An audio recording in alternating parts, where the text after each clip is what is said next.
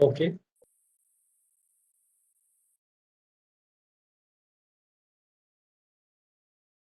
Oh, hidden life, vibrant in every atom. Oh, hidden life, vibrant in every atom. Oh, hidden light, shining in every creature. Oh, hidden love, embracing all in oneness. May each who feels himself as one with thee know he is also one with every other. Om Bhuvasvaha Om Tatsaviturvarenyam Bhargo Devasya Dhimahi Dhiyo Yo Nः Prachodayat.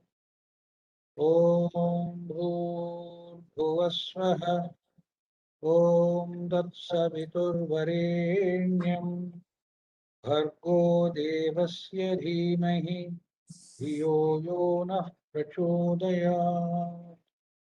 Om Bhuvasvaha Om Tatsaviturvarenyam Bhargo Devasya Dhimahi Dhiyo Yo Nः Prachodayat.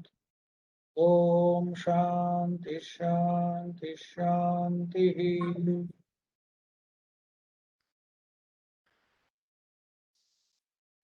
We are going to start the 12th chapter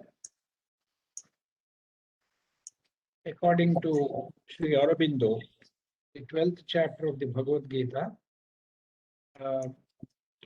I shall read the original verse and I'll request Veena ji to read the commentary. We will take up the first verse and then go to the second and third verse later. The first verse needs some elaboration.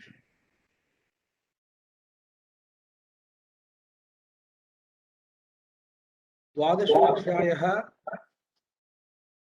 भक्तियोगः Arjun उवाच एवं सततयुक्ता ये भक्तास्त्वां पर्युपासते ये चाप्यक्षरमव्यक्तं तेषां के योगवित्तमाः. Arjuna said, those devotees who thus by a constant union seek after thee, and those who seek after the unmanifest immutable, which of these have the greater knowledge of yoga? Now the commentary. Thou, he says, in substance art the form supreme, I'll start again. Thou, he says, in substance art the supreme source and origin of all beings, a presence immanent in all things, a power pervading the universe with thy forms, a person manifest in thy vibhutis, manifest in creatures, manifest in nature, seated as the Lord of works in the world and in our hearts by thy mighty world yoga. As such, I have to know, adore, unite myself with thee in all my being, consciousness, thoughts, feelings, and actions, Satata Yukta. But what then of this immutable who never manifests, never puts on any form, stands back and apart from all action, enters into no relation with the universe or with anything in it, is eternally silent and one and impersonal and immobile. Now, the context of each chapter of the Bhagavad Gita, if you notice carefully, I think somebody is unmute.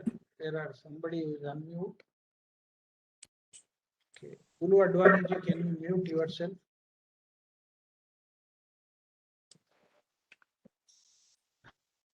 There seems to be some background noise.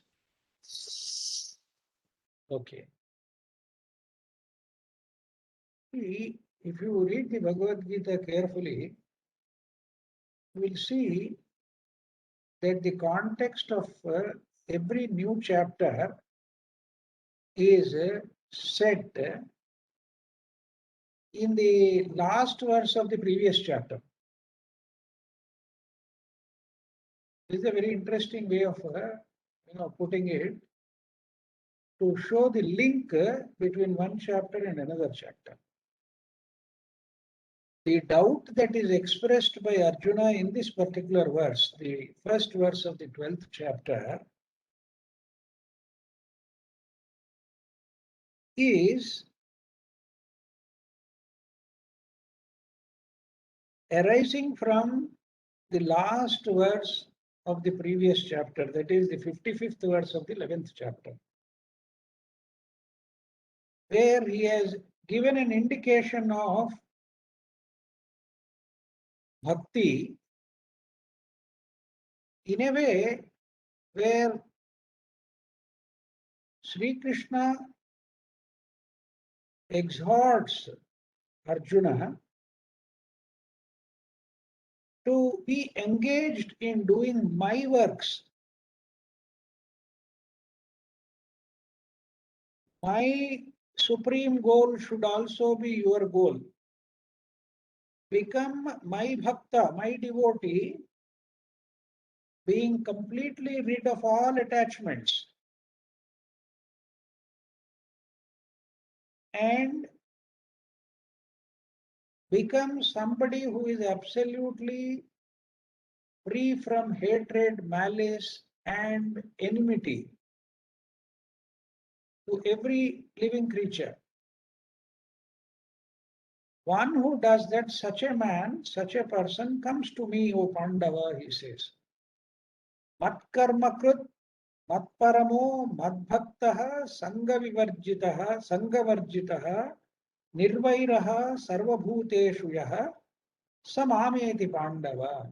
This is the 55th verse of the last chapter. The idea of becoming my bhakta is introduced there. This sets the tone for the next chapter. If you carefully read the other chapters also, you will see this kind of linkage. Now,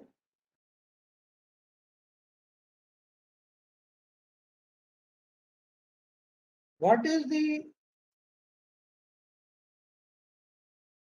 primary objective in raising such a question by Arjuna, where he says, of the devotees who worship you in your manifested form, and those devotees who worship you in the imperishable unmanifest form, who among them knows yoga best? Who is a yoga vittamaha amongst the class of these two, between these two classes? Now, setting the tone for the 12th chapter, the way and the bhakta, in the essays on the Gita by Sri Aurobindo, he says,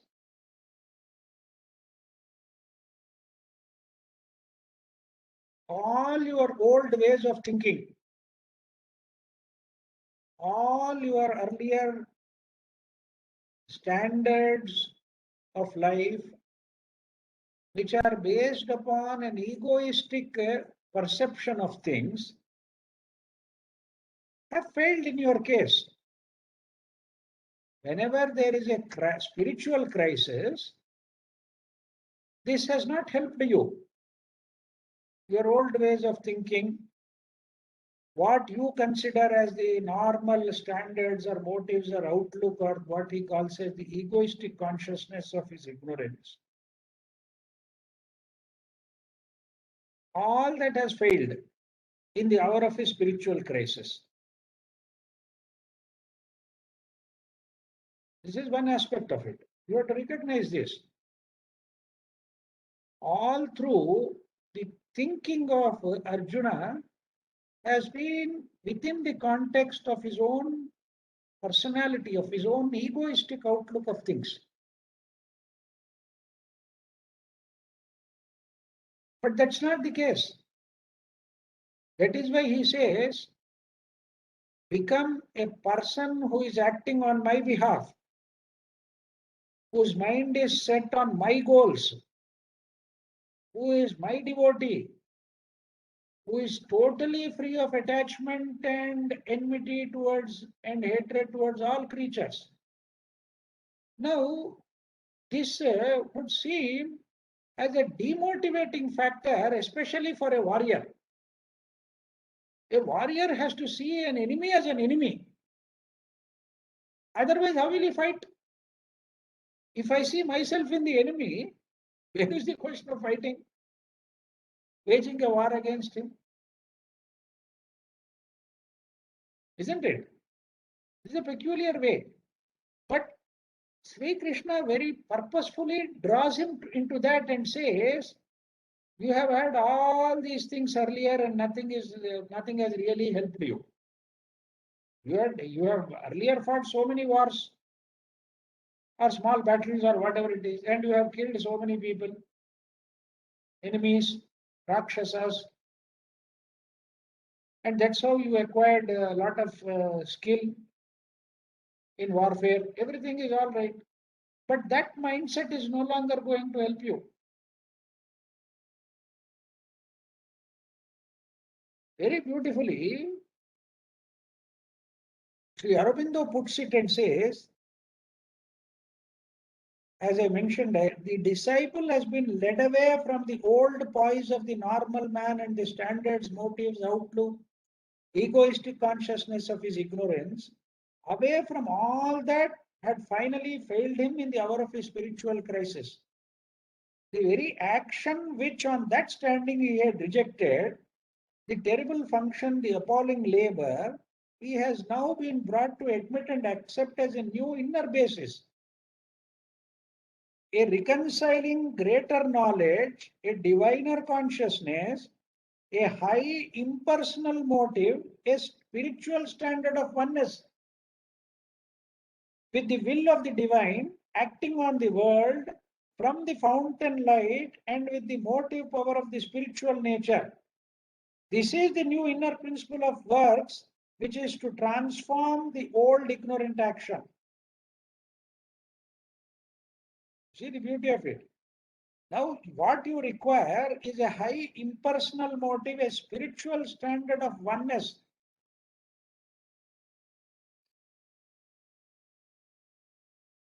Your whole action is oriented towards re-establishment of order. Dharma samsthapanarthaya. It is for the re-establishment of dharma and not to settle your personal scores. Some of these historians and all, to distort the whole Mahabharata, have simply pictured the war as a clash between cousins over landed property. Look at the foolishness to degrade the whole concept of dharma. This is what is put into the minds of the people. The war is not about land and property and disputes and about settling scores and enmity and things like that. That is the reason why Sri Krishna very clearly says, even without you, this war is going to happen or all these fellows are going to be killed. Even if I have to take it upon myself to kill all these people, they will be done. That will be done. You are only a nimitta matra. You are only incidental to the whole thing. You are being given an opportunity to cooperate intelligently with the divine spirit.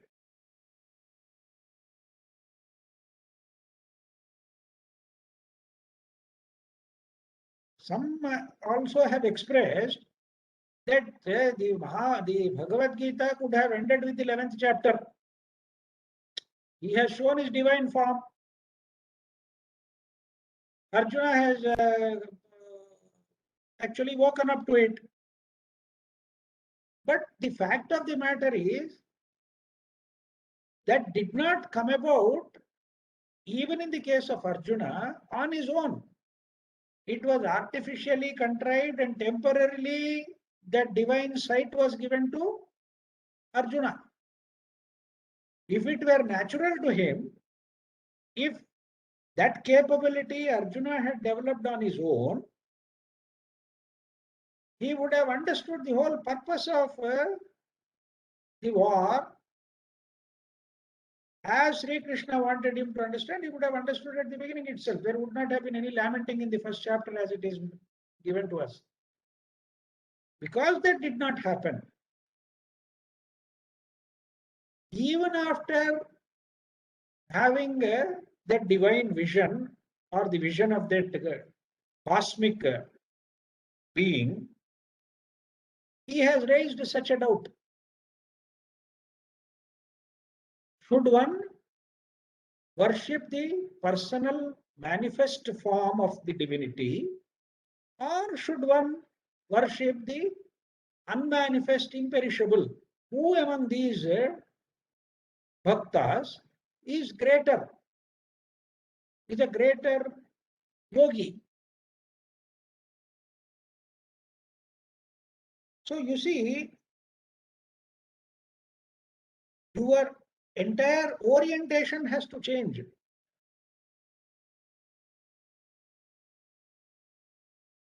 Even before Sri Aurobindo comes to this first verse of the 12th chapter, in the preamble, as a preamble to that 12th chapter, in the very first one or two paragraphs, in the essays on the Gita, he brings out this factor: a reconciling greater knowledge, a diviner consciousness, a high impersonal motive, a spiritual standard of oneness. That is what is to be brought about. And he talks about, this is very, very, very important. Kindly, we need to note it down very carefully. He talks about three perfected powers. He says, a knowledge which embraces oneness with the divine and arrives through the divine at conscious oneness with all things and beings. This is one perfected power. A knowledge which embraces oneness.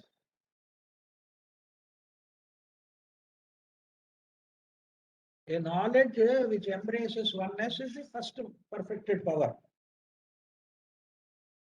Then, second, he says, a will emptied of egoism and acting only by the command and as an instrumentation of the secret master of works. A will emptied of egoism.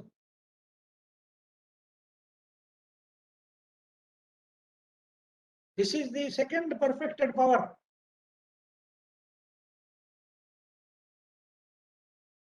This is precisely what is required, because the biggest hurdle on the spiritual path is oneself, one's own ego, one's own false identification is the biggest problem. So that egoism has to be emptied. And acting only by the command and as an instrumentation of the secret master of works.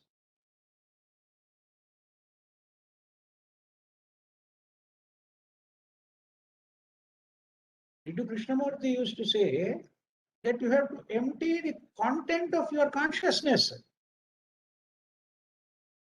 in order to come to something which is sacred, holy, and divine, you have to empty that content of your consciousness. This is precisely emptying of egoism is precisely that. Because the content of your consciousness is nothing but you, which is a self-limiting and self-enclosing factor, which itself is causing the limitation.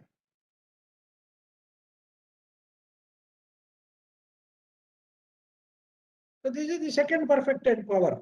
The third one, he says, a divine love, whose one aspiration is towards a close intimacy with the supreme soul of all existence, accomplished by the unity of these three perfected powers, an inner all-comprehending unity with the transcendent and universal spirit and nature, and all creatures are the foundation offered for his activities to the liberated man.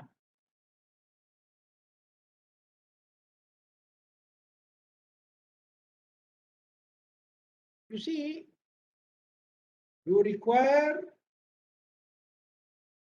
that awareness of oneness. I would rather use the word awareness instead of knowledge. And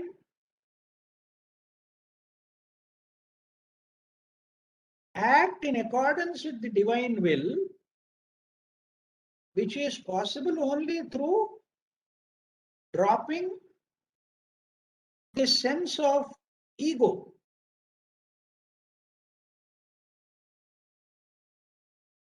And it's not out of enmity, hatred, settling of scores that you are fighting this war. It is for the restoration of order, dharma, and the basis of that is divine love. Out of that great compassion, when so many millions have died in the war, it is still an act of compassion. Because earlier he very clearly mentions in the Bhagavad Gita that death is inevitable. And death is not the end of everything. You and I, because we do not recognize the continuum of life, we assume that death is a kind of a horrible ending. It is not so. So that nothing is dying and nothing is being born actually. Because it's only the death of the organism which we are talking about. But the life principle, the principle of consciousness which is embodied, is eternal. And that has no death. It is immortal. Ajo nitya shashvatoyam nahanyate hanyamane sharire. With the death of the body, it doesn't die.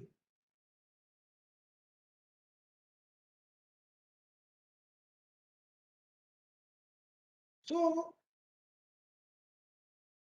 the so-called killing of the physical entities is an act of great compassion, because you are preventing them from doing further adharma.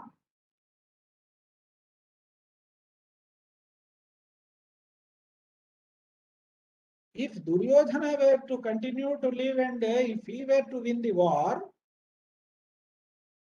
he would have perpetrated more adharma. So out of compassion and to see that he does not indulge in adharma continuously, a check is put by ending his physical life.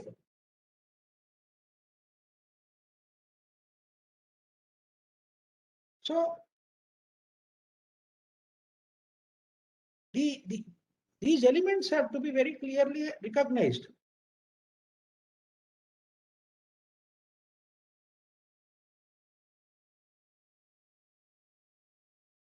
And Sri Aurobindo puts it very beautifully when he says that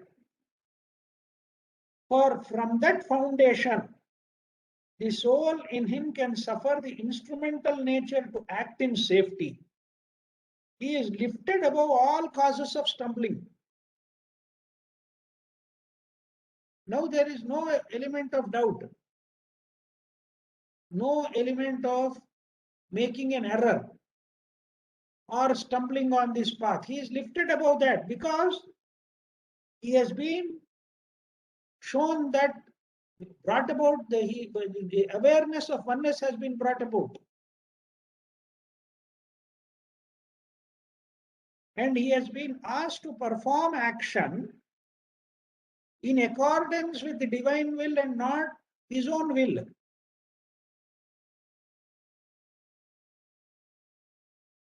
The biblical saying is also the same thing, not my will, thy will shall prevail.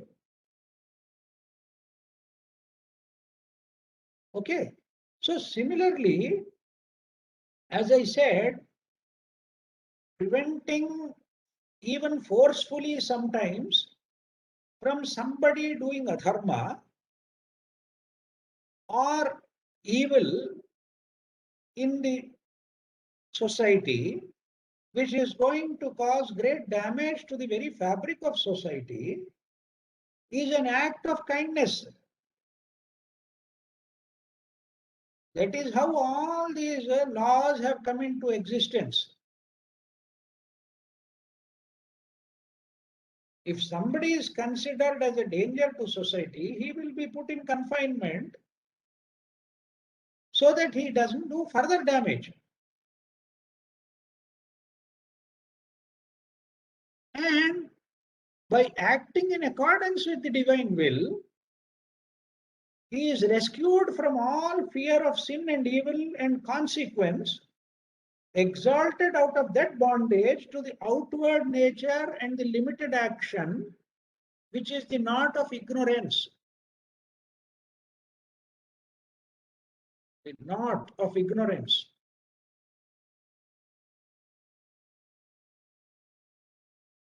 These are referred to even the Upanishadic mantras as Hridaya Granthi.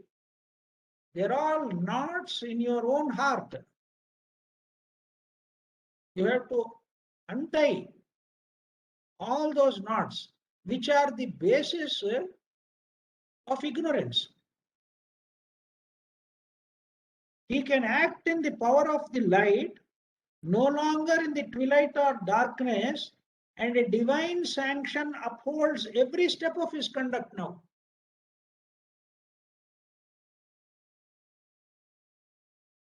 He is not acting in that partial darkness of knowing and not knowing, always in a state of doubt whether he is right or wrong. All those things are now gone because he is now acting in the light of that divine power and with that divine sanction. That's why it is said you are acting from a point where you cannot err. It is a center in the divine consciousness from which you cannot err. Any action will be the right action.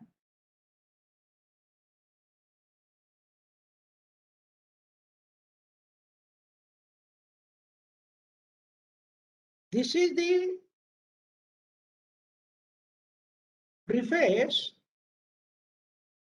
of Sri Aurobindo on the 12th chapter. And therefore he says, but there is something more to be said in order to bring out all the meaning of the great spiritual change. The 12th chapter leads us to this remaining knowledge, and the last 6 that follow develop it to a grand final conclusion. This thing that remains still to be said turns upon the difference between the current Vedantic view of spiritual liberation and the larger comprehensive freedom which the teaching of the Gita opens to the spirit. Now, the idea of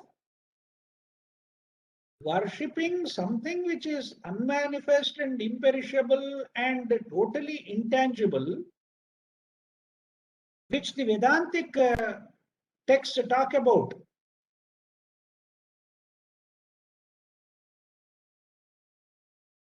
The basis of all this is the Upanishads. Adrushtam, avyavaharyam, agrahyam, alakshanam, achintyam, avyapadeshyam. These are the terms used in the Mandukya Upanishad, in the very famous seventh mantra of the Mandukya Upanishad. He says it is invisible, adrushtam, avyavaharyam. You cannot engage in any transaction with it because it's totally invisible. It's not something tangible. Therefore, you cannot grasp it. Agrahyam. You cannot even identify it because it has no characteristics or qualities. Alakshanam. Can thought grasp it? He says no, thought also cannot grasp it. Achintyam.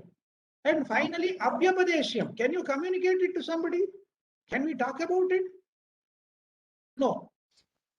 No. So when you are talking about the unmanifest, all these things come into picture. These are all negative terms. These are all a description of something which you can't describe.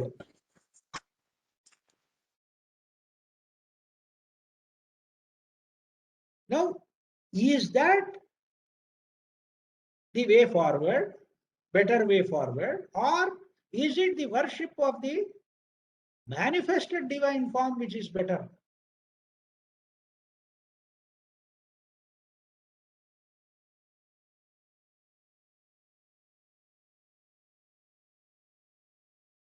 So he brings out that idea before delving into the commentary, writing the commentary on the verses itself.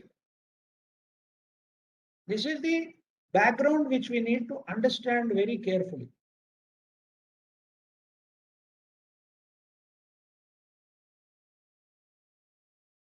He uses three terms. Very beautiful. Again, we will take up slowly. As I said, we are not in a hurry to finish off the chapter or something, because it's important to understand the explanation and the elaboration of Sri Aurobindo from a totally different perspective.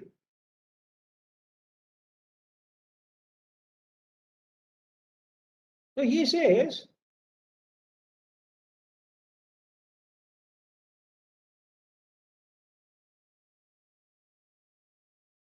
the yoga, the oneness which is recognized, which is recognized as the means and the absorbing essence of the spiritual release, was a yoga of pure knowledge and a still oneness with a supreme, immutable and absolute, indefinable, the unmanifested Brahman, infinite, silent, intangible, aloof, far above all this universe of relations.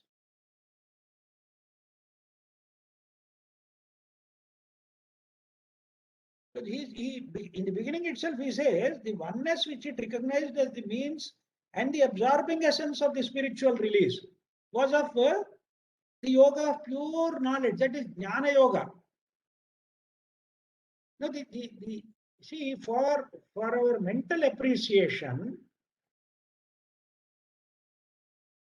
explanatory commentaries are written with some amount of analysis about Karma Yoga, Jnana Yoga, and Bhakti Yoga.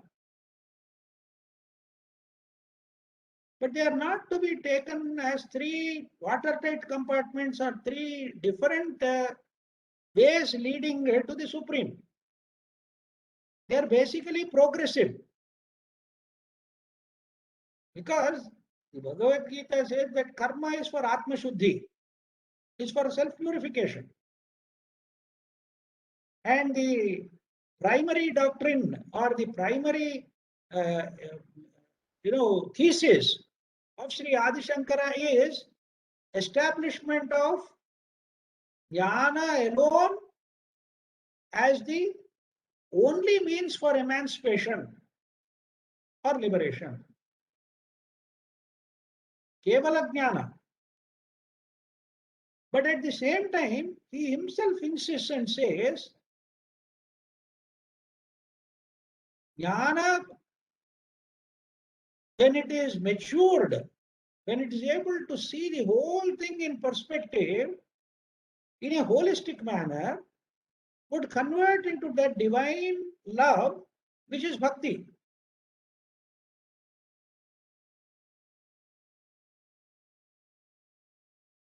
Therefore, Sri Aurobindo goes on to say, in the way proposed by the Gita, knowledge is indeed the indispensable foundation, but an integral knowledge, impersonal integral works are the first indispensable means. The foundation is jnana. The means is impersonal integral work, karma. And that karma should be integral. Integral means yoga, that which is conjoined with what? With the impersonal. That means, that's where we come back to the original idea that is given of that you have no right or aspiration to the fruit of any action. Because fruit of any action is only a consequence.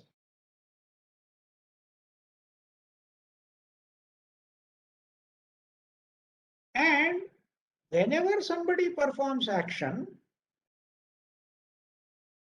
that person is absolutely incapable of defining or pointing out to the fruit, because that is not in your hands. If there are very simple actions, yes. If I hold this glass and lift it up, and I say I am lifting up with the purpose of holding it higher, the consequence I am able to visualize and do it. But are our actions, all our actions, such actions only? No.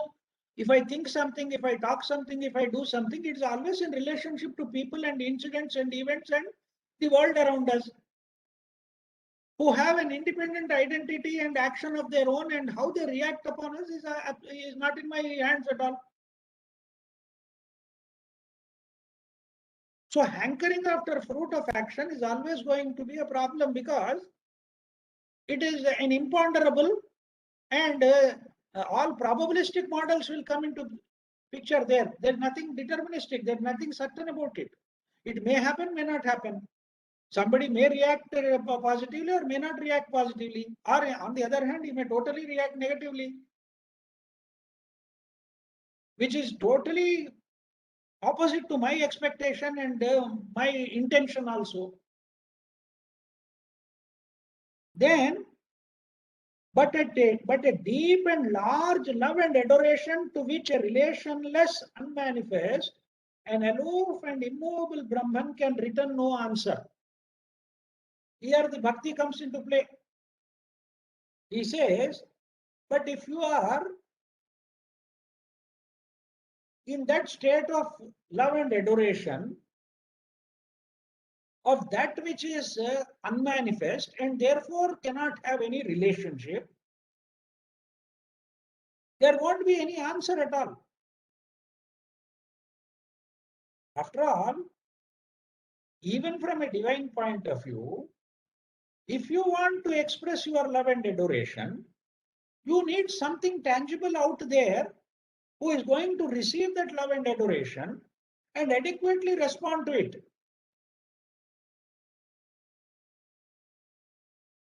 The Godhead with whom the soul of man has to enter into this closest oneness is indeed in his supreme status a transcendent, unthinkable, too great for any manifestation, Parabrahman. But he is at the same time the living supreme soul of all things. This is the beauty of it. He is at once the unthinkable and the unmanifest, and also the living supreme soul of all things and all beings.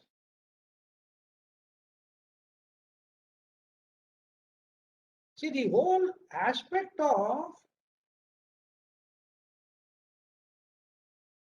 creation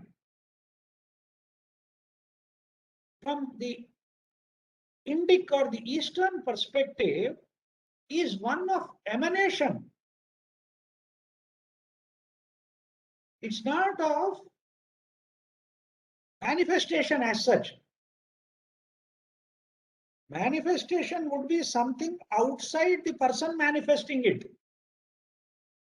But emanation is something which is within the very being of the entity which is manifesting it or which is bringing it forth. You have to understand this difference. Ishavasyamidam sarvam. The very first mantra of the Ishavasyopanishad. The whole creation is imbued with the spirit of that unmanifest.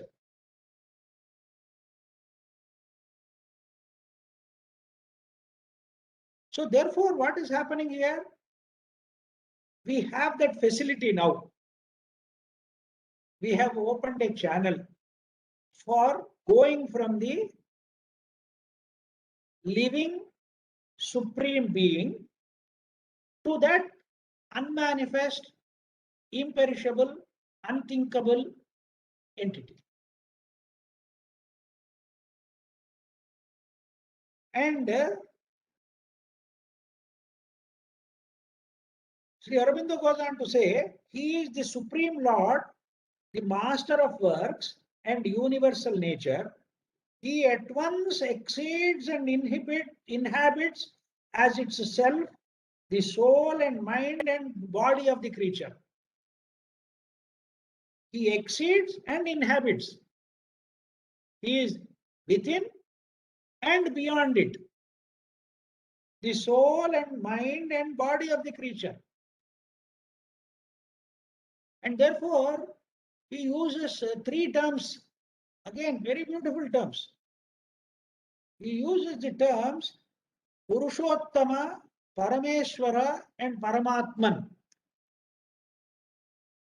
And in all these equal aspects, the single and eternal Godhead is there.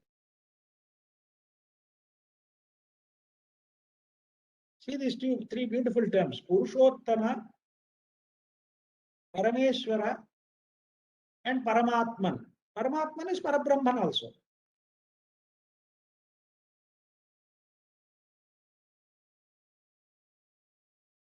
So this aspect has to be recognized. And the answer of Adi Shankara, the Bhagavad Gita by Sri Krishna in the second verse, is that he comes to that second verse and decisively and unequivocally he says, whoever comes to me in my living manifest supreme being, he is a better yogi. But that does not mean the others are excluded. That's where the again brings in the third verse and all. We can go into it when we come to it. But please remember this. He is 3 in 1. It is an awakening to this integral reconciling knowledge that is the wide gate to the utter release of the soul and an unimaginable perfection of the nature. It is this Godhead in the unity of all his aspects to whom our works, our adoration, and our knowledge have to be directed as a constant inner sacrifice. See the three terms: karma, Jnana and bhakti. Our works is karma. Our adoration is bhakti. Our knowledge is our jnana, refers to jnana. And this has to be a constant inner sacrifice.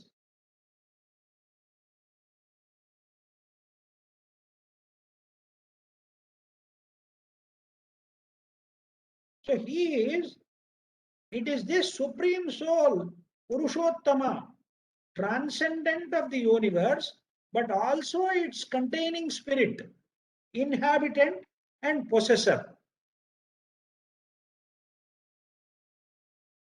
I request you all to please read this chapter completely. Chapter 12, the way of the Bhakta in the essays on the Gita. It is such a wonderful exposition on some of these very fundamental aspects, which from a superficial point of view may appear to be irreconcilable or separate and distinct from each other. But Sri Aurobindo brings about that integral reconciling knowledge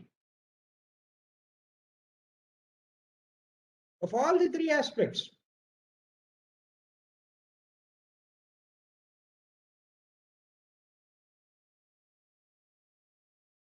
That's why in the earlier chapter, the 11th chapter, I think 11th or 9th, just let me check.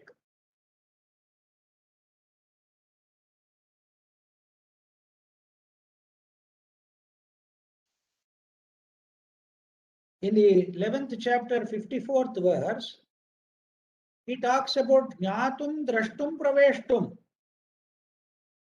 You have to know, you have to see and enter in essence that divinity. That too through bhakti. And what kind of bhakti? Ananya bhakti.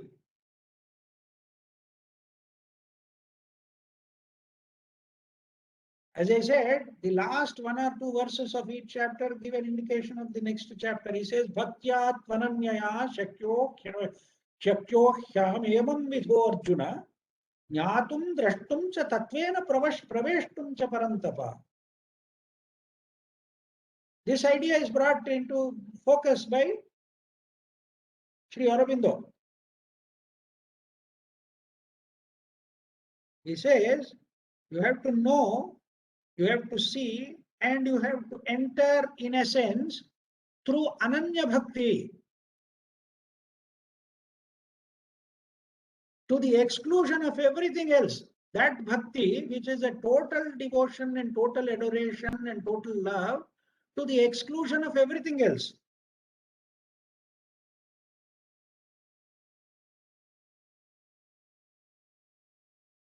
This is the important factor that has to be recognized. It's already 5:20. Shall we stop here? And if there are any doubts or any points for discussion, we can take up. Now, I very sincerely urge you to read this beautiful chapter, the way of the way and the bhakta. It gives a lot of insights into these things. That was my request also earlier, because we had a 1 month vacation or gap. The idea was to go into these things, because see, understanding only the verses and the meaning of it and a superficial, dwelling upon some of the things which are quite obvious is not important. Things which are obvious are anyway obvious. Anyone who reads the commentary will know the meaning of it, the superficial meaning of it, the what is the general purport of the verses. Shambhaniji? Yes. Can I request somebody to actually upload these pages so that everybody can, not everybody has the book. So Yes. does somebody have the book? I have the book, but it's got too many notes and scribbles in it. So does Yeah. somebody have the book? Can you please just tell me? Yes, pages starting from 396. 396, we can do up to 400, we can load all the pages. 406. There is a 10, 11 pages in all. But for now, shall we do up to 400? Yeah. No problem. No problem. Okay. So, because it is difficult reading and one has to read it very carefully. No, at least some Who of has them the may be having this book. I and know, more- I'm just asking. Yeah, some of them may be, but maybe it's good to order this book. Online, and Sri Aurobindo Ashram centers are there all over. Bangalore will have it, Hyderabad has it. So many places they have this Aurobindo, and it's available. So it is. See, why I'm saying it is very worthwhile, and gives a very deep insight into several aspects of it, which are not otherwise discussed. Right. In the Bhagavad Gita and the translation or the commentary or things like that. There are other aspects also which we need to go into. First of all, we need to understand what is the upasana. Who is an upasaka? Sri Adi Shankara gives a very beautiful definition of that also. As to what exactly. Yeah, this is the essays on the Gita. It's marked price is 240 rupees. I don't know, on Amazon or something, it may be available. I got it on Amazon. I got it on Amazon. It may be available at a cheaper price also, because they may give some discount and other things. This is, the essays on the Gita by Sri Aurobindo. That's what it is, Subbarao-ji. Yeah. So, yes. Yes, sir. Who is it? I just said thanks. Huh? Thank you. Thank you. Thank you very much. Okay, sir. Okay.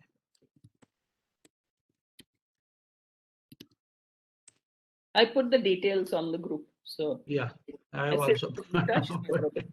Oh, you also Yeah. put it? Okay. Yeah. All right. Okay. Okay. I have the book downloaded in PDF form from Google. Yeah.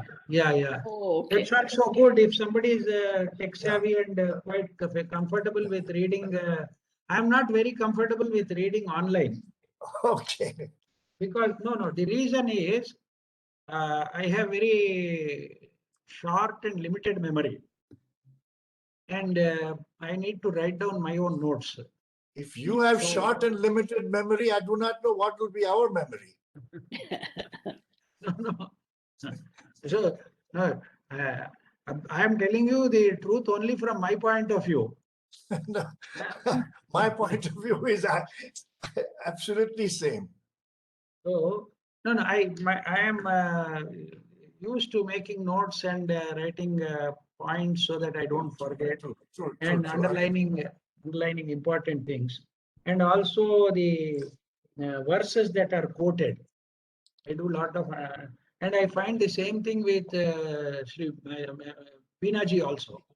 She had sent me her book, full of, yeah, please. Short memory. Short memory. Yes. So any point to discuss, Janaki Ramji, you were I had raising a some point. point. Yeah, please.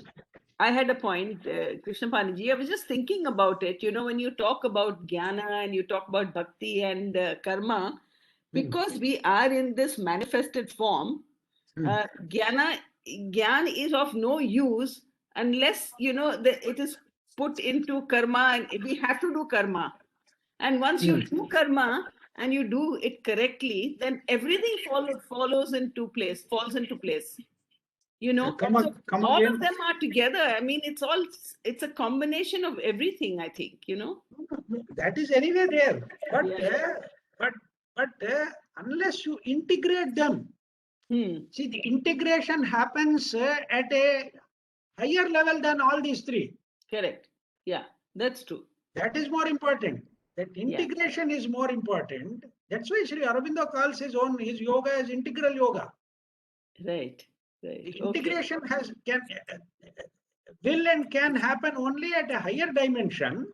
Yes. Yeah. Thereby you can see, as long as you are in it, you can't see it totally. Agreed. Isn't Yeah, it? yeah, yeah. I get it. Yeah. No, Okay. you're right. It goes into a higher dimension because then the Yes. oneness, everything comes in. It just falls into Yes. place. Yeah. So then Hmm. whatever you do, whatever action emanates from there, Yeah. it will be totally error free and it will be totally impersonal, Yeah. and the consequences of such karma do not attach to you. Correct. What Jiddu Krishnamurti used to call as the acting from that intelligence. Right. Right. So you don't act. That intelligence will dictate all action. Yeah. And the right action only comes from the right actor. Janaki Ramji, Yes, please. you have raised 2 points. Shall I spend some time on that now? Yeah, sure. Welcome. Okay. Okay. Janaki Ramji, about 4 or 5 days back, sent me a message saying, as the personality will go away with this life, how the gains from the Bhakti Yoga will continue in the next incarnation. See, the point is, Janaki Ramji, nothing is lost. Nothing, absolutely nothing is lost in this world, in this manifestation. That's a fundamental principle. Even the Bhagavad Gita very clearly says that you don't come back to zero and start from there every time, because that would be illogical and irrational. So, the essence of all actions, one in the form of seed and another in the form of a samskara, are always there. That is why they talk about a permanent atom of each aspect of human manifestation from the constitution of man point of view, like the physical permanent atom, the astral permanent atom, the lower mental permanent atom, and so on and so forth from the theosophical perspective. The idea is that when an entity comes to an end, because all embodiments have to come to an end, whether it is physical or astral or mental, they are all embodiments or koshas or shariras which have to come to an end. When they come to an end, the totality is not lost. The seed of it, that means it is withdrawn into a dormant form at one level. The other aspect of it is, when you are talking about the bhakti and other aspects that have been carefully developed in a particular incarnation, what happens there is the best of the essence is taken by the Jivatma, by the individuality, or what is called as the Jivatma, Atma Buddhi Manas, or the causal body. There it is in the form of a samskara of the essence of all that is good from the point of view of spiritual evolution. Good is not pleasant or pleasurable or anything of that sort. Because the whole purpose of the Jivatma is evolving out of this bondage and freeing itself from this confinement, and therefore whatever action which was performed while the personality was alive, the essence of that is drawn into itself and the next incarnation becomes enriched by these samskaras. So that enrichment happens in each incarnation, so nothing is lost. The second aspect of it, what about all that residue of karma, which you have initiated but not ended it? That residue is in the seed form in the permanent atoms, which whenever that body is formed, this permanent atom becomes a part of that. The mental body comes into being, the permanent atom of the earlier mental body comes into it, and you will now be confined, limited by the consequences of those actions. When the astral entity comes into being, the astral permanent atom comes there. When the physical being body comes into it, the physical permanent atom comes into it. And therefore, the consequences are all to be experienced here, or the limitations on account of the forces which we have released into this world, which have not yet fructified and which need proper expression based on the purpose of that incarnation and the limitations of that incarnation, they come into being. So this is what happens. So nothing is lost. So we have to recognize this fact. So when the personality goes away with this life, the gains are no gain, no loss is nothing positive or negative is lost. It will continue. There is a mechanism in place. There is a beautiful mechanism in place which unerringly operates.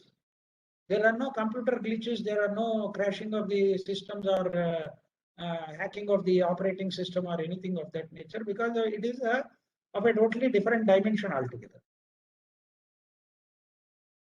Okay, that's one thing. Second question he said is it okay, sir, Janaki Ramji? Okay, clear. Right.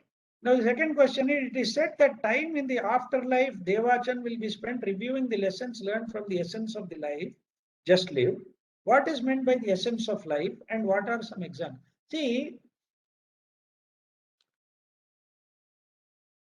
when we say a review, that review is also a working out of karma. See, action can be done only through the personality, and which is embodied. That means which has a physical body.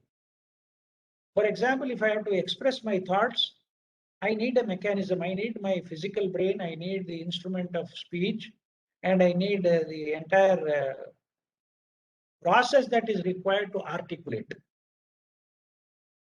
Right? So, any mental action has to be done through the physical body. Any emotional action has to be done through the physical, because there can't be intangible mental and physical emotional actions. All such actions need a physical body. So the physical body becomes the most important instrument, and the only instrument through which karma can be exhausted. So now, what does review mean? Reviewing is a very interesting process where you not only review, but you also are working out the karma pertaining to it in its own manner. For example, let us say, let us take from an astral perspective. If somebody is addicted to something, let's say somebody is addicted to alcohol. Okay. If somebody is addicted to, say, alcohol, now the physical body is lost. What happens to the working, reviewing and reworking of that at the astral level is,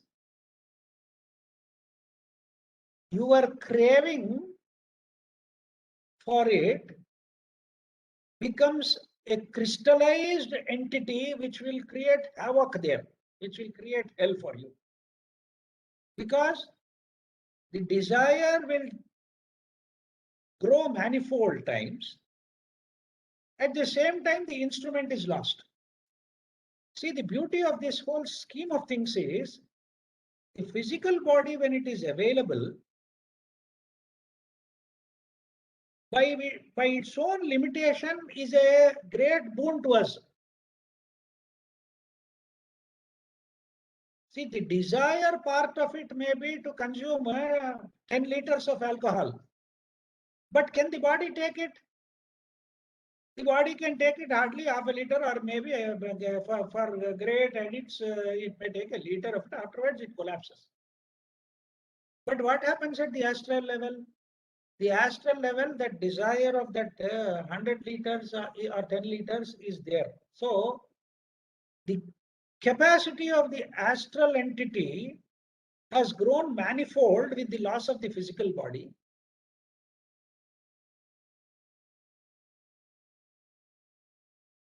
But there is no means to fulfill it at all. Earlier, there was at least, even if I had a desire capacity of 10 units, I had at least a body which could satisfy 1 unit of that desire. But now the situation is totally reversed.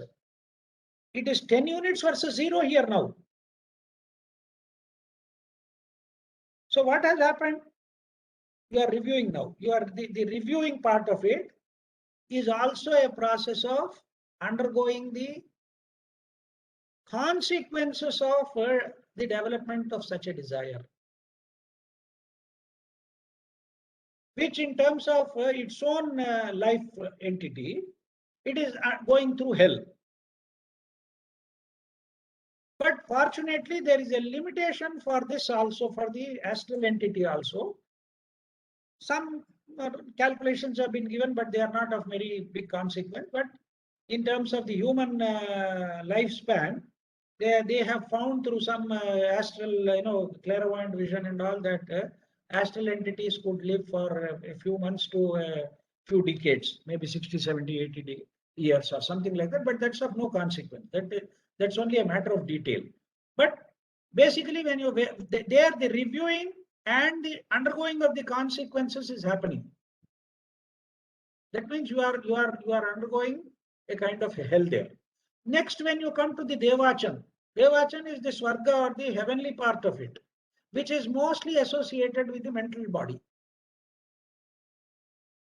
The mental body also undergoes all the consequences of the mental desires and makes a review of all its mental activities during the lifetime. And as compared to the astral, they are considered to be very pleasant. So you are in a very calm, serene, peaceful atmosphere, and you have the opportunity to recollect whatever you have experienced, whatever you have read, whatever you have heard, whatever you have imbibed in this process. You have the ability to recollect it and strengthen it and give that element of that strength at two levels. One at the permanent atom level, when the mental body perishes, and the samskara of that goes into the causal body. So in the next incarnation, all those things which you have done earlier become much easier now. You can get them very easily in the next life. This is what we see with all these child prodigies and all. Somebody is a great prodigy at the age of 7 or 8 in music or some other art form or something else. This is not something accidentally acquired, but you cannot retain them permanently unless you work for it again in this incarnation. There is another, the samskara is there, the element is there, but if your environment doesn't create that opportunity for the manifestation of that samskara, then it may remain dormant in a particular life. Something else may happen. So this is all a very complex system in operation, but a very beautiful system in place, where the essence of it is nothing is lost and nothing beyond your own activity is gained also. Nothing, you can't gain also something for free. It doesn't happen that way.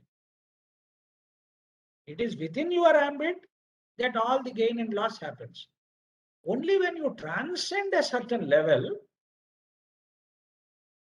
beyond the personality and capable of acting at the causal body level in the Jivatma, then the element of grace, then the element of descent and other things come into picture.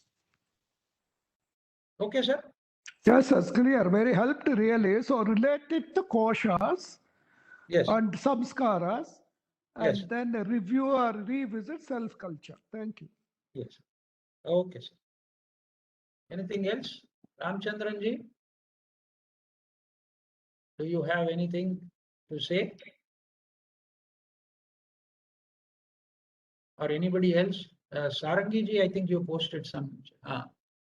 Yeah, link for download of essays on the Gita. It is the link for the download. Yeah, Janakram ji has posted in the group. Thank you, Janakram ji. He has posted the link in the group. So that also is readily available. If you are comfortable with reading online, Kindle, or on your screen and all, it's good. It's available. So anything more, Binaji? No, Krishna Paniji, I think. Ramchandran ji, is he there? He was. I Yeah, think he's he is there. sitting here. Prema He's- ji? Hello? He's speaking now. Ramchandran ji is speaking now. Yeah, please. Namaskar, sir ji. Namaste, sir. Nothing Yes, sir. specific. We started with bhakti, Yeah. and always I do have one question, sir. Yeah, please. One is in the Vyavaharika level, when we Huh. pray Sagna Brahman or Ishwaran or whatever Ishta Devata, that is one level.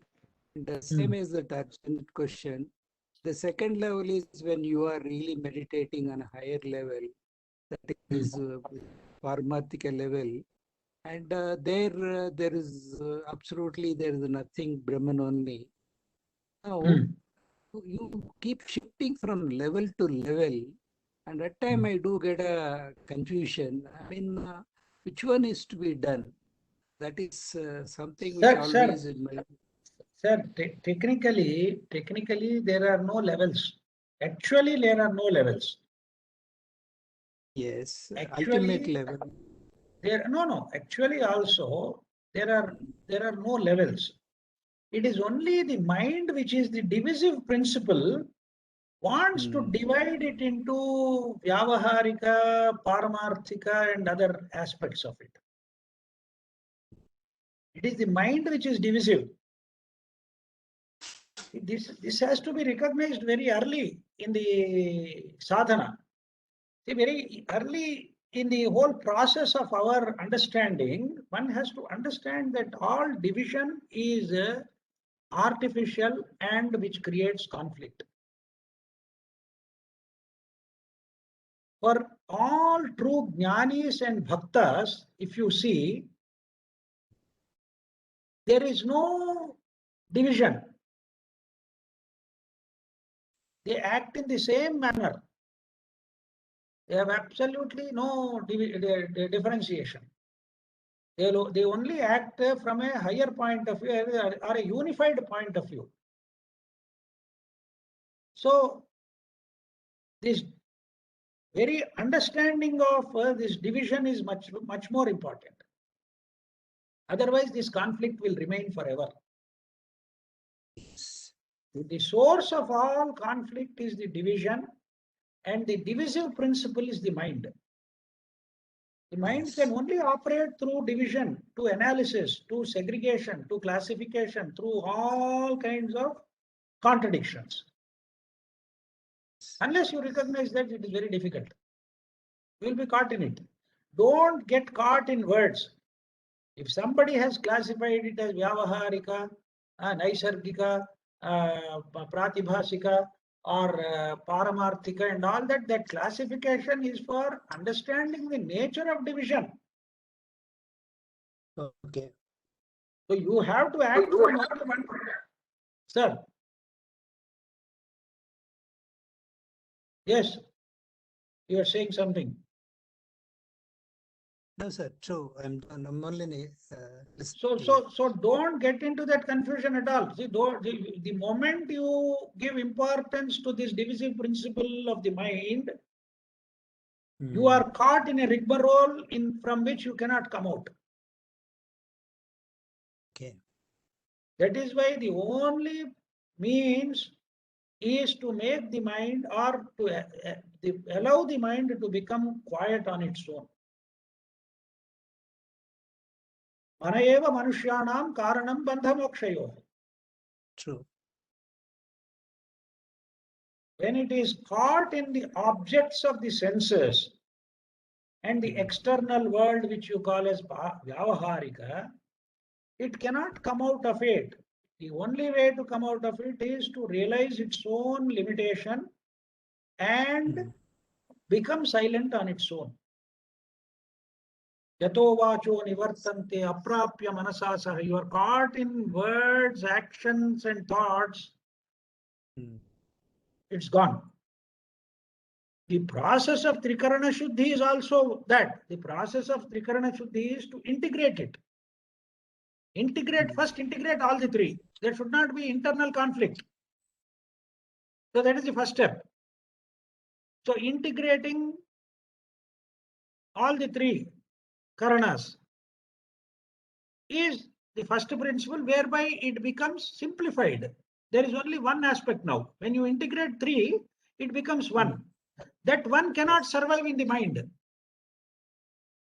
That one can only survive at a higher level of consciousness. True. So automatically it has to transfer itself to the higher level of consciousness, because there is no survival for it at the lower level. Oh, yes. Then what happens? You are integrated and you are acting from that intelligence. Illusions You are will acting fall. from the divine will. When you are acting from the divine will, where is the conflict?